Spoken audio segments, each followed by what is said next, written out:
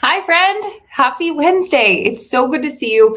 I was sad. I missed you last week. I had a little thing called a JOB. I keep saying that my JOB gets in the way of my FUN. So I don't know if you're like me, but some days just kind of get away from you. But I'm so happy that we could be here today and be together for such a special session. Because if you are new here, pull up a seat, come on in. We're a friendly bunch. Say hi in the chat if you're feeling up to it.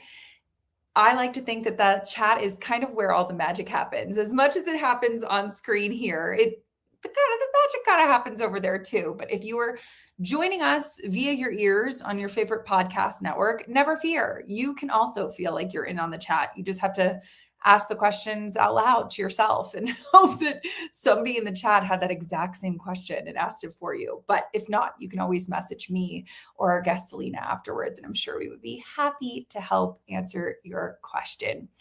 It's so good to see Jeff and Giacomo and Dean and Jim and Laura and just so many great people with us today. So I encourage you to jump on in with all of us so that you can feel like you are part of the fun as well. Today's session, I feel like, is one of those things that just is really needed, especially as we start off the new year, where some of us, not all of us, might be going for like that new year, new me, or new year, new you, that sort of slogan that chases us around everywhere. And at the end of the day, I feel like what a lot of that stems from, or even just New Year's resolutions or goals or, your word of the year or whatever it is, it's really about mustering the confidence and the chutzpah to go after your big goals, your big 2026 goals. I want to do this, or I've always wanted to do that. And then you kind of start off the year being like, I am going to go to the gym every day, or I am going to write that weekly newsletter, or I am going to ask my boss for the promotion, or whatever it is. And so when I think about, building that sort of go-getter attitude, that confidence, those leadership skills, I look no further than Selena Rezvani. And if you are on the internets, which I think you might be, then chances are you have also seen Selena, whether it is on TikTok or Instagram or right here on LinkedIn, because her content is everywhere, talking about a subject that I think we all, quite frankly, need a little bit of a kick in the butt for, or a reminder of. And that is all about that confidence in leadership. She wrote a book called Quick Confidence. I read that many moons ago, but she's a new book that just came out called Quick Leadership. So if you're going down the rabbit hole as you stalk her, I encourage you to definitely land on the book pages because those are great resources. So without further ado, hopefully Hiromi and Carl and Giacomo can help me welcome Selena to our coffee chat. Hi, Kim. Hi. It's so good to see you. It's so good to see you, especially because, man, you are starting off 2026 in a very busy way. It has been busy, but it's the first year, speaking to your earlier point, that I haven't come up with a solution, a resolution, or a word for the year. And it kind of feels good. I had a friend who was saying that she is actually going to wait until February, I think it was 17th, because that's when the Chinese New Year, like the year of the horse, we take off galloping. So she's like, I'm giving myself until February 17th to like do my word and my goals. And I was like, all right, I could get into that. Yeah, I like that. It's such a kind of overwhelming time, right? Everyone coming off like a holiday hangover, readjusting to work, then to ratchet it up with like goals and stretch, plans for yourself. I like that February idea. Well, and I also feel like, right now where we are, like the January 21st, like third week in the new year is also where that sort of go-getter energy starts to wane off. Like the big, yes, I'm going to start this. It gradually starts to like wither away. And that's one of the things that you, I think, talk about a lot in your content is like the long-term career costs of staying comfortable and not speaking up. And so I'm wondering for anybody who might be listening or joining us that's starting to maybe get a little comfortable as we start off the new year, like how do you fight against that? That's such an interesting question. And, I actually have kind of a reverse answer for it, which is I think, a lot of us have gotten some junk advice about leadership over the years. I know I did, which was kind of keep a stiff upper lip, never let them see you sweat, be this kind of stoic pillar of a leader. And I think there was some comfort, to use your word, Kim, in keeping that distance, in, kind of being a mechanical leader, very compliance oriented.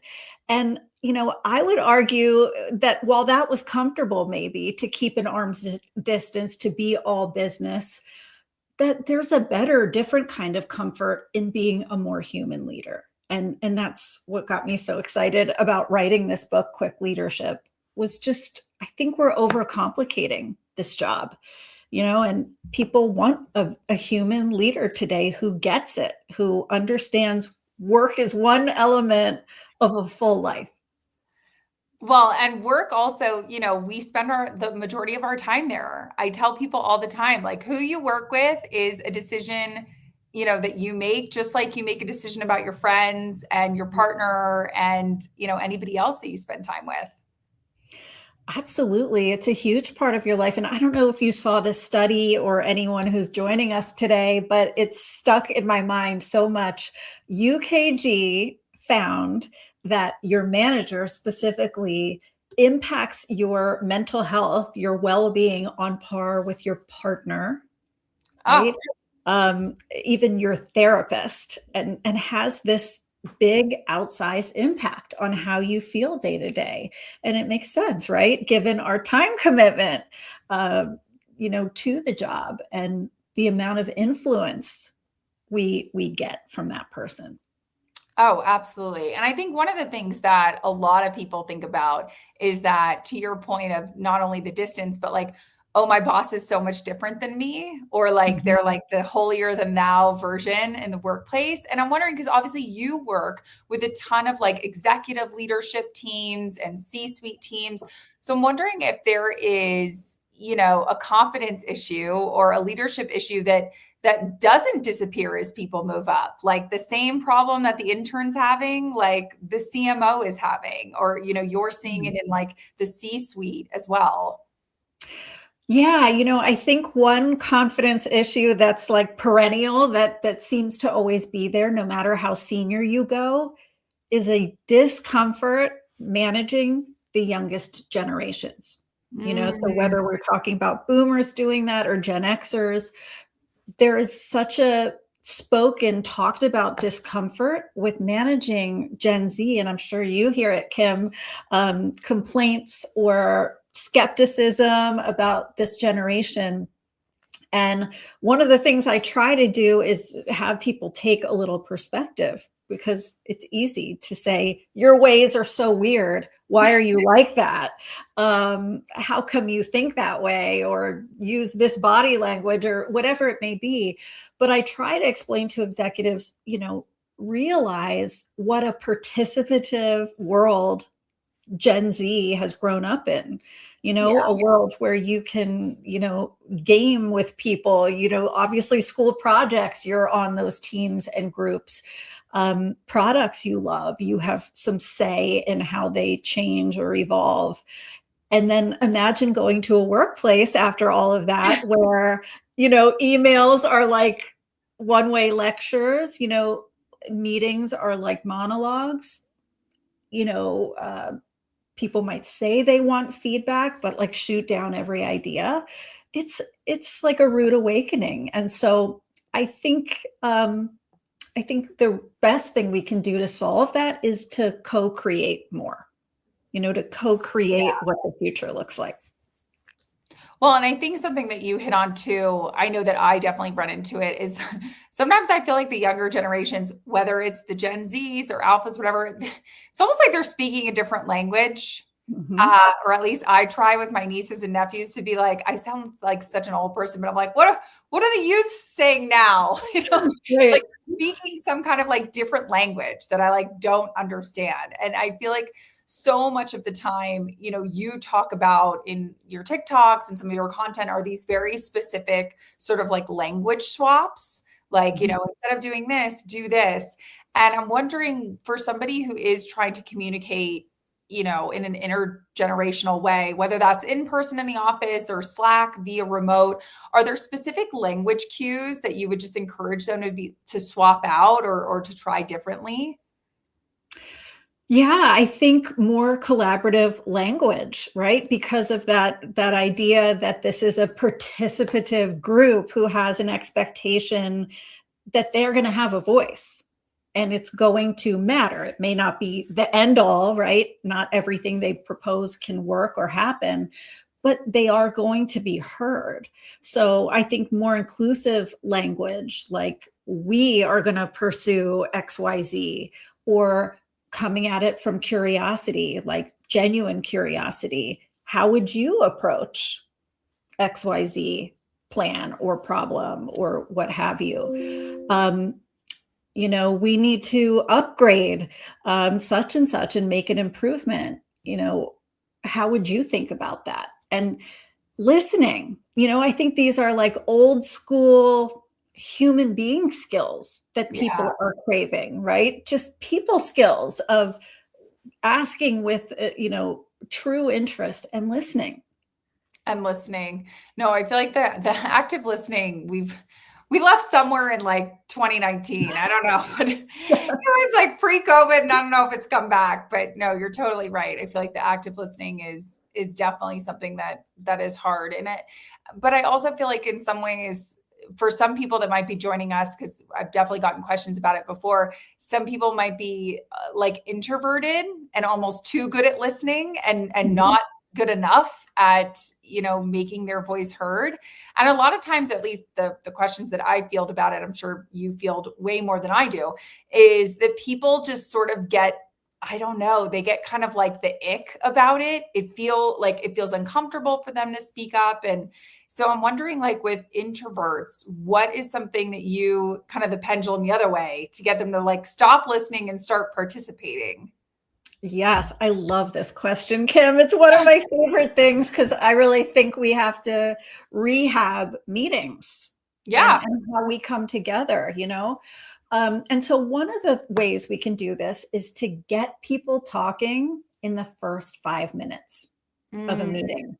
And it yeah. might sound silly, but what it does is when you get people talking early, it primes them to contribute more later. This is Yep. according to research. So, really encouraging that we know this works.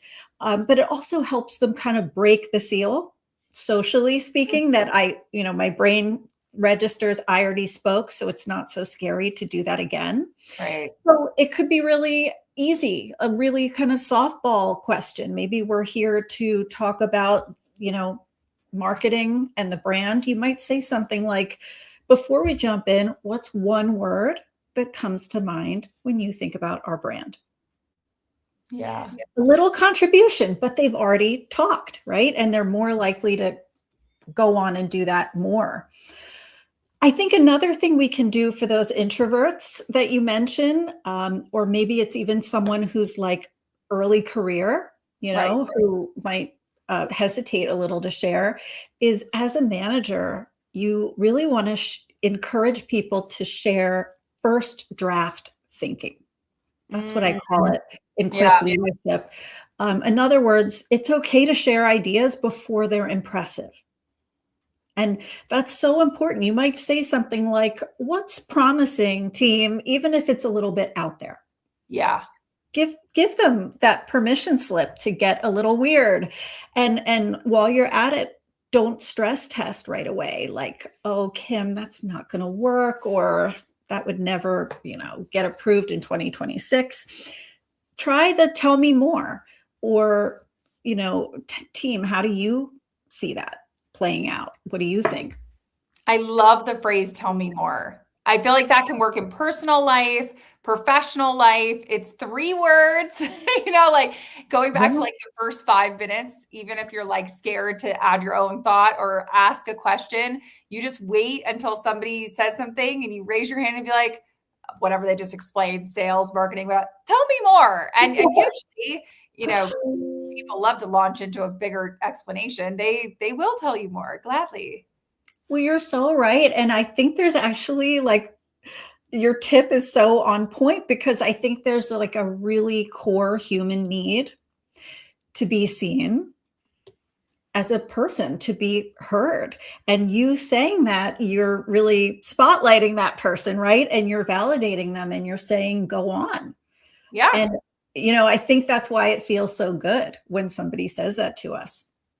No, I think it's huge. I love this point from James. He said, I broke up with being an introvert a while ago. And Laura is saying, like, I also need to break up with being an introvert. So, yeah, there's probably some people joining us today that maybe that was their 2026, stretch goal, was to like stretch out of that, a little bit more.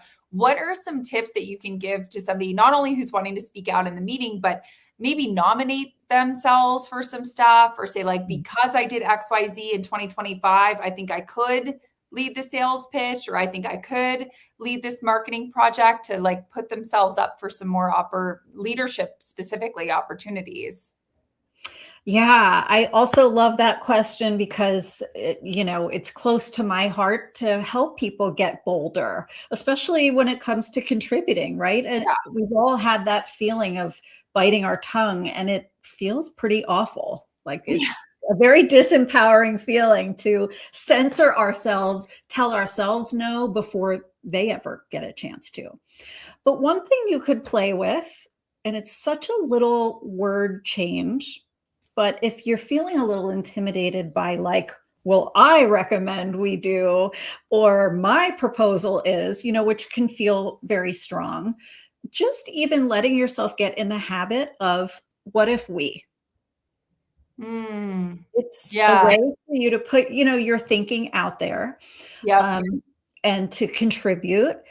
But it's letting you hedge just a little bit, right? You're talking about a hypothetical. What if we approached the sprint like this? And you're still the originator of it. Yeah. You're still putting it out there to people, but you're not framing it as though it's written in cement and it's wonderfully researched and bulletproof. That's okay. And I think that as managers, we can help people do more of this when they do ask a question that has a solve, like, oh, the client didn't like that. What do you think we should do? As a Yeah. manager, it's so easy to swoop in with the solution. In fact, when I, train people and speak on this, they'll say, I feel like I need to know all the answers. Like I'll look incompetent if I don't. But there's a really cool exercise. I call it ask 3 before you answer. And it's just the idea that if somebody did ask you a question, maybe this is one of your more uncertain employees, maybe they're less confident, maybe less self-belief in their own expertise. Right. When they come to you with that, what should we do? The client's not happy. You ask them 3 questions before you solution it. Like, well, tell me, Kim, what have you tried so far? Or Right. what are you leaning towards as a good next step? What solution comes to your mind? And the gift you are giving that person in that moment is so huge. It's like a little gesture on your part of restraint, but my goodness, the vote of confidence you are giving that maybe uncertain, maybe introverted person is major. I love that, because it's a little kind of easy way that you can instill confidence in your teammates or other people. I love this question from Jeff because it's a little more nuanced, but he says, Selena, how would you apply these to kind of lead yourself through a presentation? Maybe it's to a board or to investors, but it could also, I guess, be in like sales or marketing, but to other people that are not necessarily at your job or on your team. So, yeah, that's a great question, Jeff. And thank you for posing it, because I think those can feel like the highest stakes moments, right? When we want to do a good job, we want to make a good impression, but we don't have necessarily maybe the familiarity. Maybe we're doing it in front of others or prospects, right, who we don't know well. And I think to the extent you can, do your homework. Do your homework. I'll never forget, I interviewed an executive who didn't do this. And she told me what a learning moment. She walked into a big, important pitch and she used all outdated acronyms that were no longer used in this industry. And she said, it No. killed my credibility. And look, the world is changing so fast. It's easy for one of us to do that, Yeah. not meaning to. And so where you can, do your homework, tap your network, really look at your LinkedIn connections and say, does anyone know a person within this world who could give me even a little bit of feedback? What do they respond well to? What is one of my favorite frameworks, their GPS. What are their goals, passions, or struggles? Because that can buy Ah, so much credibility with an audience. If they sense you have a read on their goals, their passions, or their struggles. And so you can do some pre-interviews. You could do a survey in some cases. I've surveyed some audiences before I sat with them or facilitated something with them. You could interact with them in the moment, right? yeah. So Yeah. get some data right away. Might start with that early question. How many of you have ever X? And then you could go back to that data point later. But I think the key is that you not be generic, or come across like this is just for every audience. You guys are nothing special. You want Yeah. the, Yeah. Yeah. wow, how is he speaking? How is Jeff speaking to the conversation in my head? Yeah. Amazing. Like just totally pinpointing like your innermost Yeah. thoughts. No, I love that. I selfishly had a question that kind of revolves around one of my 2026 goals, which is I sometimes find it hard to balance or find a balance between uh, really balancing confidence with likability. I think Mhm. sometimes I'm like a people pleaser at heart, which I'm trying to move away from, but I so want to be liked that then, in terms of like I do know the answer and I know that 2 + 2 is 4, but if somebody in the room says it's 5, because I don't want them to like feel bad or I want them to like me, I'll be like, well, maybe it's 5. And like, I know it's not 5. Like, I know the answer is 4. I've been doing this for 15 years. I know the answer is 4. But I'm always hesitant to kind of be a little bit more like, no, the answer's 4. I've been doing this. I know what it is. How do you guide people between the importance of being liked, obviously, in the workplace, but also being confident in your answers or in your directives? Yeah, I think that's so relatable, Kim. I know I call myself a recovering good girl because Yes. that same pleaser tendency to be nice, whatever you do, don't ruffle feathers, take just enough, Right. don't be overbearing, all these ideas. And it puts you on this tightrope of how to behave. And I think part of it is, I think, framing it in a positive way, which is like, what is the highest value I can offer this team or this Yeah. group? You know, what is that for me in this context and situation? Maybe if it's clients, it's sharing other best practices from other clients with them, or, maybe if it's being an expert in a product, it's, sharing really clear benefits of whatever your product is. But I think that helps to know like your unique value you are bringing into that conversation, because I think it's okay for you to let somebody else spin their wheels. Maybe that person wants to insist 2 + 2 is 5. Yeah. That might not be Kim's battle to fight or Right. correct or acknowledge or be nice about. Yeah. You might just let them kind of uh, speak to that. But I think that we can get at that again by knowing our best, highest value that we can serve that group with. And probably it's not you accepting or embracing every single idea that pops up. That's Yeah. probably not your highest value. Um, and so you don't have to do it. And that's okay. You're going to serve the group by sharing what you can. And if you really are uncomfortable, which I think plenty of us can be with disagreeing or dissenting, you could try asking a question like, can I offer a counterpoint to that? Right. You know, where you're not necessarily saying in all caps, I hate that, or I disagree, or no way. You're saying, can I offer a different point of view? I've always known 2 + 2 to be 4, and that's why I think we should do it this way. Yeah. And just kind of letting yourself be heard, but not trying to convince the other person that, they're wrong, basically. Yeah, absolutely. And I think, in your words, if you're ever worried about that, you can even say, in the spirit of us coming to the best solution here, so that people know I'm kind of attacking the problem, not the person. Yeah. No, You I love know? this point that Carl's making, that I think you make an important point that everybody else's problems aren't always yours to take on or solve or correct, that sometimes you just have to let people say 2 + 2 is 5 and say that best be on your way. That's right. You're right. Like, see you around type of thing. I wanted to get to this question from Giacomo as well. And he is asking about, if you want to appear, bold and confident, and that you have a lot of value and a lot of expertise, but you are trying to communicate that to somebody who is in a different work field.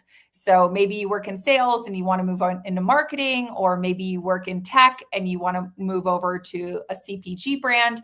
If you're trying to switch industries, but you still want to communicate your value and expertise, what are some good tips to, help your resume stand out in a way that maybe somebody might traditionally say, well, you don't come from a tech background, so why are you interviewing for this job? Yeah. That's great, and I'm excited for you, Giacomo, because I think that's something plenty of people wanna do, is make some kind of a leap from one world where they're fluent and know it, to a world where maybe they feel like an outsider. And so I think one thing is a little bit of unadvice, which is, not pretending Mm, to know it all, yeah. or to try to look like you are an insider in their world. I think, sometimes we might have that urge, like, let me seem knowledgeable about tech when I'm not. And I think a better move is for you to really be fluent in your skills and values, that you've collected over the years, to think about how they are transferable to tech, and hopefully to talk that over with people who are already knowledgeable about tech, who can say, oh, it's great that you're good at project management. Here's how I would position that in a tech world. Mhm. Um, and I think this is about being humble and earnest in your pitch.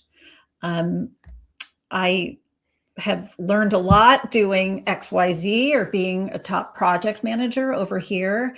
And, I'm certain I could make a difference in the tech world, and that I could quickly learn A, B, and C.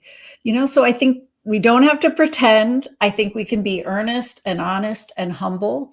Um, but I think the last thing I'd say is, don't hold back your enthusiasm. Yeah.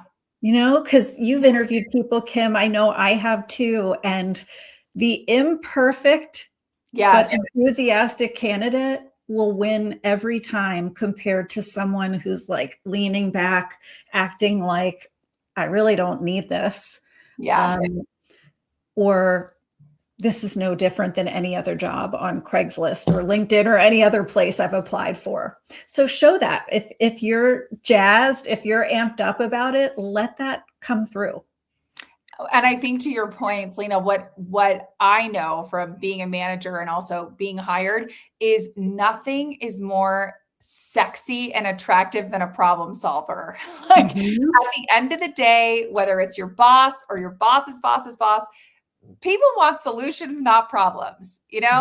They got 99 problems and they don't need your one. So, Right. being I think you're so right. Being an enthusiastic problem solver, that trait alone, I feel like across any industry, like they can teach you how to make the peanut butter. They can teach you how to use the tech. They can teach you how to work with the AI, but you can't teach enthusiasm. I've tried, and you Yeah, cannot teach that sort of like problem solving, go getter attitude. you're Doesn't, right. That really is like catnip for yes, bosses, I think.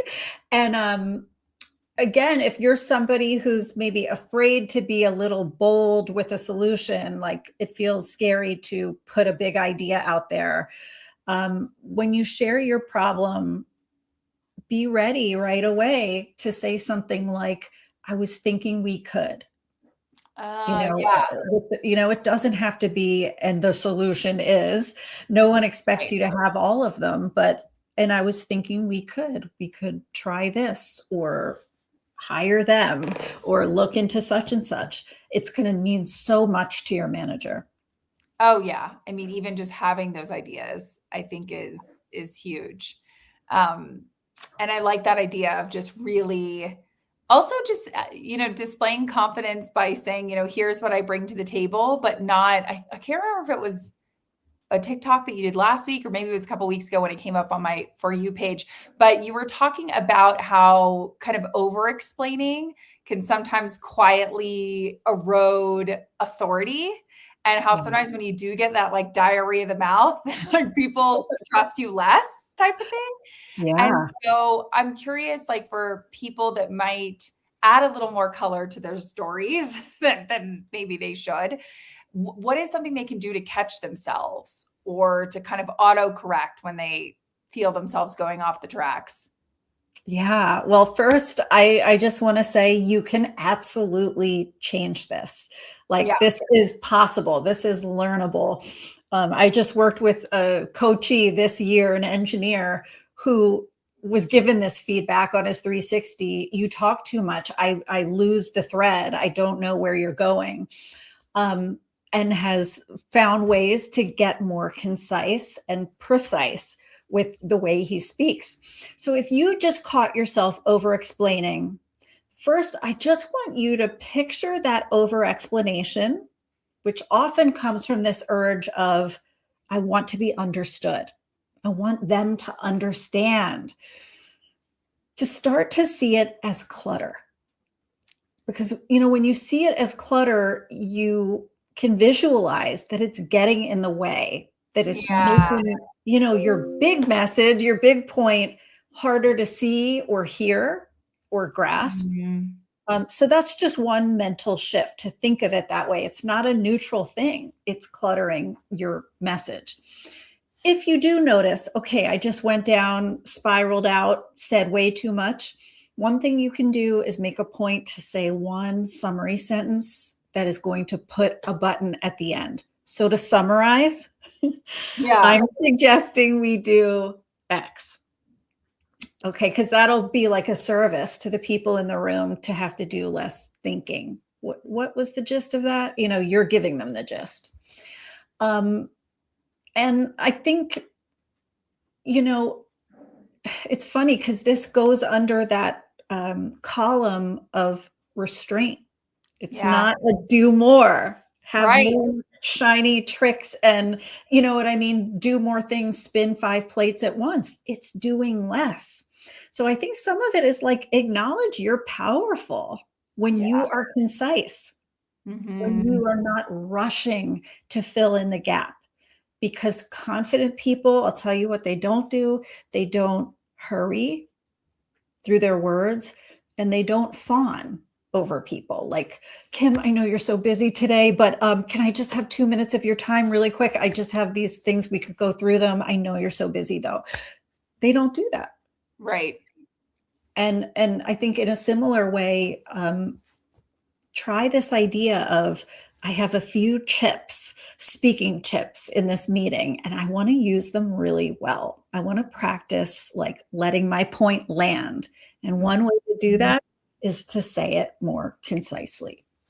Yeah, I think not only concisely, but also when you feel the urge to, when you feel the urge to explain more, one of the things that I've been working on is getting used to like the quiet because I Mhm. always want to fill in the gaps. I'm like, no gaps, more talking.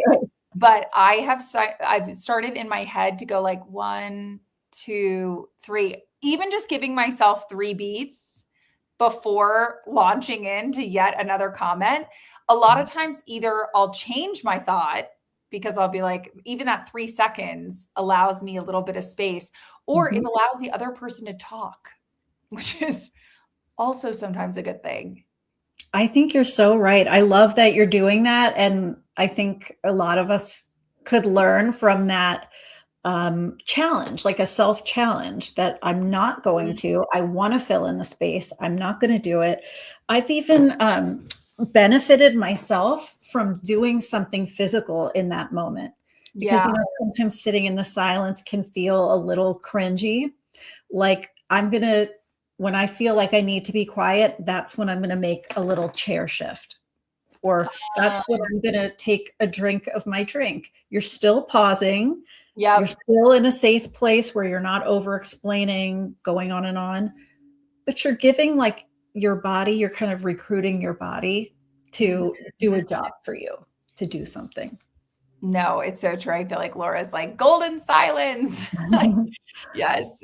Yes, it really is. But you're powerful and you're enough. And I think using silence starts with remembering that.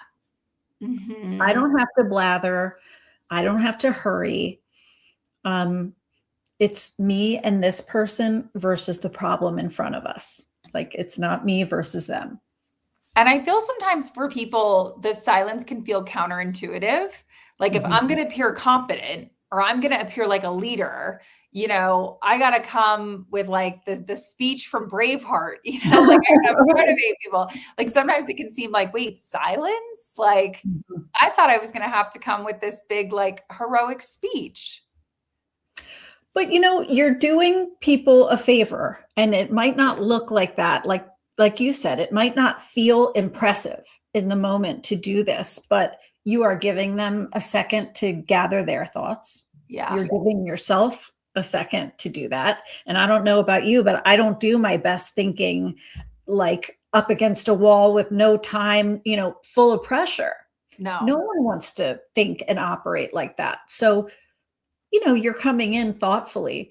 And the worst thing that can happen, which is not so bad, is you look considerate, like you are Yeah. thinking, you're maybe deliberating and giving this some deep thought. That is not such a bad thing to be known for. Totally. My dad says something all the time, and I actually made him start saying it a couple of years ago, but now he says it. It's really helpful. But sometimes he'll before he says something, he'll say, "I'm quiet because I'm thinking." And then there'll Mm. be a pause because sometimes when it would just go quiet, I'd be like, "Are you still on the phone?" Right. Happening. But he'll announce like, "I'm quiet because I'm thinking," when I've asked him a question. And I feel like even just announcing it is also helpful. Yeah, that's also very considerate. Because it might be misinterpreted. And I think that's a great idea, same as kind of, let me think about that, Yeah. just as you're sitting there. There's so much power in that, in not rushing Not to rushing. conform or to match the pace or the energy of the other person. Sometimes that doesn't serve you. They're rushing or being aggressive or doesn't mean you need to be. In fact, you set your own barometer of what feels good. Or rushing to be like a doer, like a problem solver, kind of how we were saying before, like the 2 plus 2 is 5, not rushing to solve other people's problems, I think is huge because, another thing I think a lot of your content covers is that how sometimes, being reliable can actually make you less visible. And Mhm. in your career. And I would love for you to kind of touch on this because I feel like a lot of people don't even realize they're in this situation, but they actually are. Yeah, I think, we all appreciate somebody who is reliable, right? And does what they say. I would list that right up there with top attributes. When I think about people I manage, following through, doing what you said you would do, so important.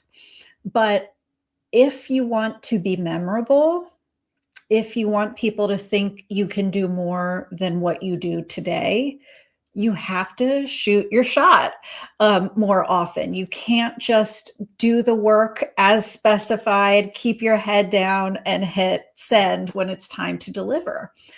That might mean claiming some credit for what you've done because there's so much noise today at work. There's so much noise in the world. You almost have to behave like your achievements will be forgotten or just will be muted given all the flux and noise. So that's something to take some responsibility for that could hold you back if you're just this quiet, reliable person to take some ownership. That could be as simple as like a follow-up email after a meeting where you made a proposal. You might say to your manager afterwards, hey, confirming we're moving forward with this. My suggestion to do X, I could have a draft to you on Friday.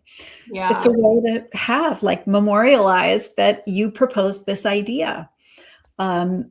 Even something I recommend to the people I coach, even how you name shared documents. This is not to be thirsty or over aggressive, but look, think about it this way. You would never fault an author for taking credit of their book. You would never Absolutely fault not. an athlete, right, for taking credit for a win. And in the same way, it's so much muddier in corporate. Like you do need to be able to maybe think about naming that file differently, instead of like Yeah. retention deck, maybe it's like, Q3 retention proposal, Rezvani recommendation. Right. And I think one more thing you can do that's like maybe the ultimate, the real win-win is if there is like a meaty project that you think other people could learn from or has good insights, saying to your manager, I think there are really usable tips here. Could I share a case study or a lessons learned from a project? That, Yeah. a giving thing, but it's also obviously going to cement you owned this. Yeah. I love that because again, it's putting yourself up for an opportunity that you're qualified for and that Mhm. your boss would be excited for everybody else on the team to learn from. I can't think of a boss that wouldn't appreciate being asked that. Like, wouldn't think Totally. more highly about an employee who asks, "I think there's good insights here.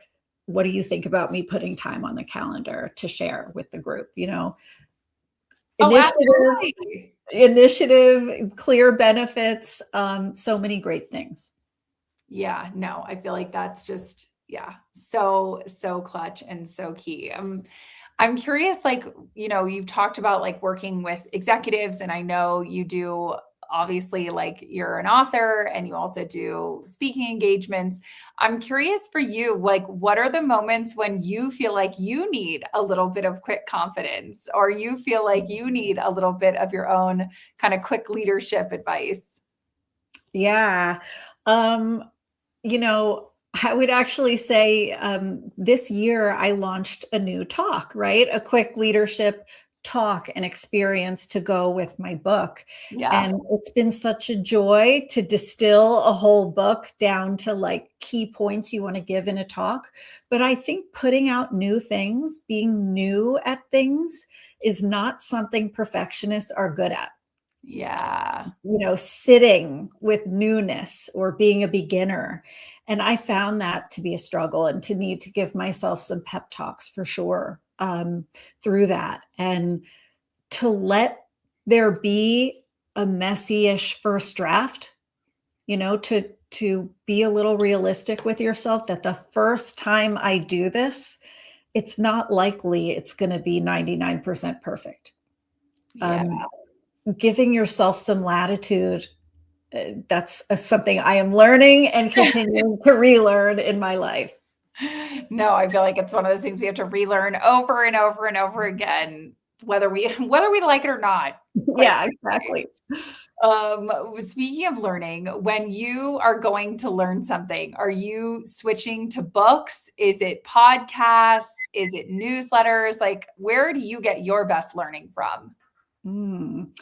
Yeah, I would say I really love podcasts. I often listen to them totally about non-work subjects because I think I do really well having a diverse kind of stream of content. So Yeah. anything from, interviews with comedians to true crime, which I happen to love. But there's a newsletter. I love newsletters as well because I like the kind of concise quick hits within them. And there's one I really love by a LinkedIn learning instructor. His name is Brian Honigman, and Okay. it's about the freelance life. And it's Ah, been such a help to me because it goes way beyond kind of, here's how to set up a business plan type advice. It's yeah. really about like how to have a sustainable career as a freelancer, some of the psychology of Yeah. being a freelancer and, standing up for your fees. Like there's so many great nuggets in there. So I highly recommend Brian Honigman's freelancer newsletter. It's on LinkedIn. Oh, I'm totally gonna look at that up. I haven't heard of that one, but I feel like, yeah, standing up for your fees, that's a whole nother hill to die on. Yeah. Right. But it like gets back at silence and kind of assertive communication, putting your value forward, right? Oh, 1,000%.